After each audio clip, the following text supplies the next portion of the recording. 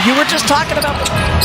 Mitchell with the screen for Wilson. Oh, it's a contact, and the block is coming over. That was Isaiah James. On that cold February evening in 2023, the harsh fluorescent lights of Carver Hawkeye Arena cast long shadows across the court that had just witnessed a game that would haunt Caitlin Clark's memory for years to come. A game in which she,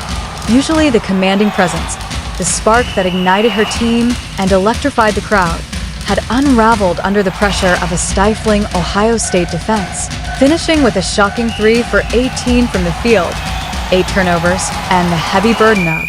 a 15-point home loss weighing on her shoulders. When the final buzzer echoed and the fans began their slow departure, she withdrew to the solitude of the tunnel, her head buried in her hands as tears streamed down her face, not simply because of the statistics, but because of what those numbers symbolized.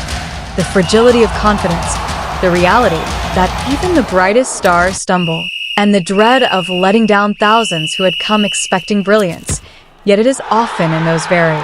moments when we are most convinced of our inadequacy and most certain that we stand alone in the darkness, that life, with its strange and almost mystical timing, conspires to send us precisely the person who can help us remember who we truly are. And for Caitlin, that person was Maya Moore, a woman whose own career carried the weight of similar expectations, who had been the face of women's basketball, who knew the crushing pressure of representing more than just a team, but a movement, and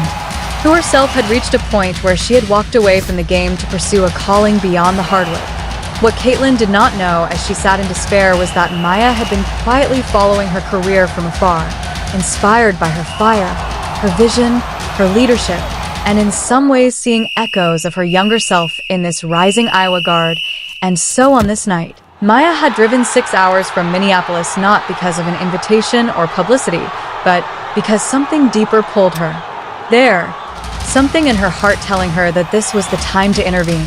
to remind Caitlin that one night of missed shots could not erase a lifetime of work, passion, and destiny, and to offer not just encouragement but perspective. For sometimes mentorship is not about fixing mechanics or teaching tactics, but about imparting wisdom, the kind born of battles fought on and off the court.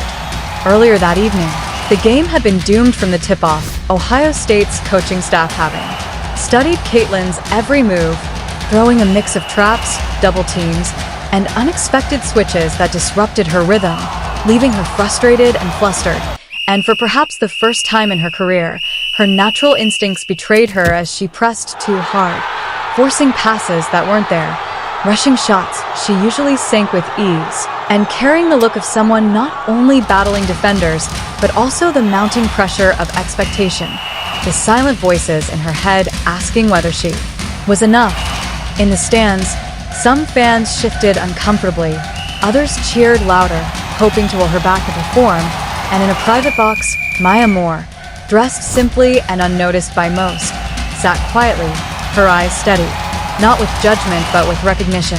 for she too had lived through nights when every shot seemed cursed and every mistake amplified by the roar of the crowd. And she knew the cruel truth that greatness does not shield one from failure, but rather demands the strength to rise from it.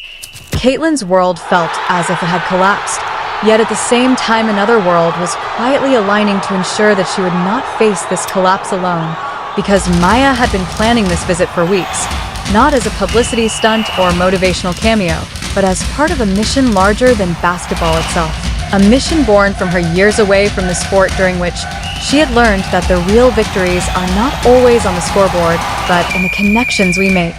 the lives we touch, and the courage we inspire in others. And as Caitlin wiped her tears in that dim tunnel, feeling more like a lost child than a superstar, she suddenly felt a hand on her shoulder, gentle yet steady, and when she looked up into the calm, wise eyes of Maya Moore, she was struck not just by the presence of a legend she had long admired, but by the timing, the serendipity, the sense that the universe had orchestrated this moment with uncanny precision, because here was a woman who had every reason to stay detached, yet who chose to show up, to sit beside her, to listen, and to remind her that greatness is not defined by never falling, but by always finding the strength to rise again. In the hours that followed, The two talked not of missed shots or turnovers, but of resilience, of faith, of the identity that exists beyond sport, of the danger of tying one's worth too tightly to performance, and of the higher purpose that often becomes clearer only when everything else seems to crumble. And Caitlin, through the tears and exhaustion,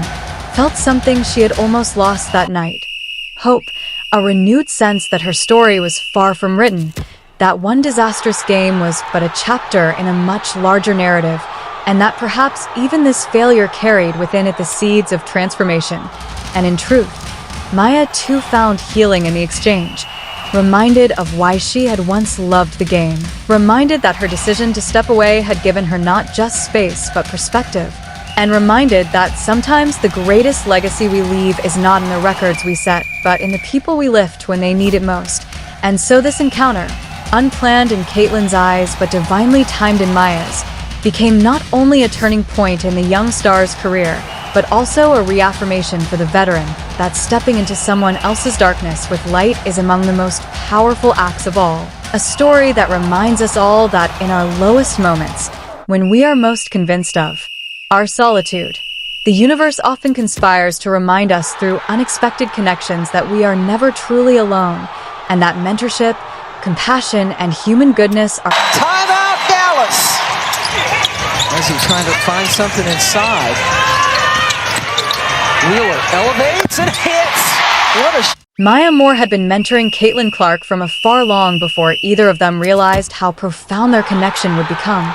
quietly following her career since her high school days, recognizing not only the extraordinary talent that drew headlines, but also the invisible weight of expectation that Maya herself had once carried throughout her own legendary career. And in this recognition, she found herself deeply invested, not in Caitlin's statistics or highlights, but in her spirit, her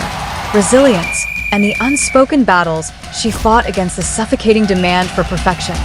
The truth behind the story of their meeting is that Maya had already been in discreet contact with Caitlin's support system for months, not interfering but keeping informed, speaking with Coach Blutter, with Caitlin's parents, and even with teammates who all expressed concern about how much pressure the young star was placing on herself. And though no one could have predicted the timing, fate seemed to conspire to align their paths on that particular night when Caitlin,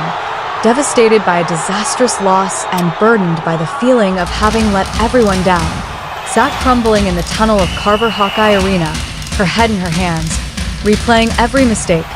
every turnover, every missed shot, while silently wondering whether she was failing not just her team and coaches, but also her family and the thousands of fans who believed in her.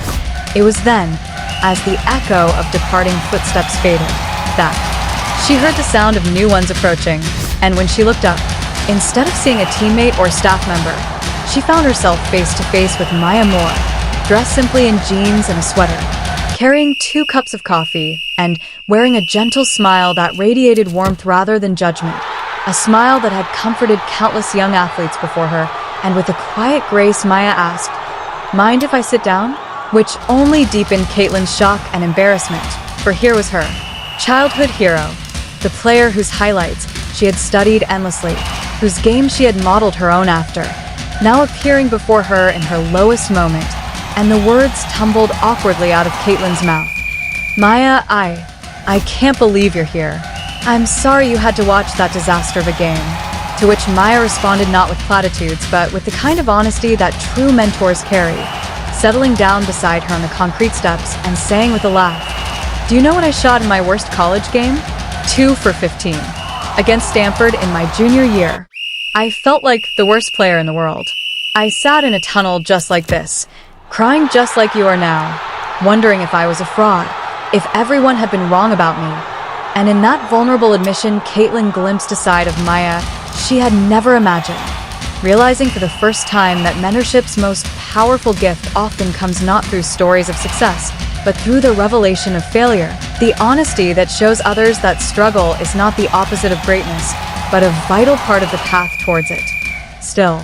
overwhelmed, Caitlin whispered through tears, "But you're Maya Moore. You're perfect.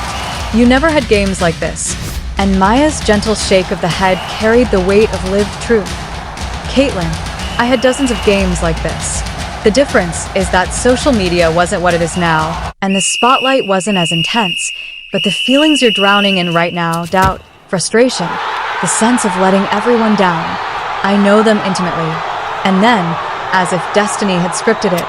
Maya reached into her purse and pulled out a folded piece of notebook paper, a letter she had written 3 months earlier after watching Caitlin struggle through a difficult stretch. A letter that contained the words she wished someone had spoken to her when she was Caitlin's age. She handed it to her with quiet solemnity and said, "Your worth as a person and even as a player isn't determined by one game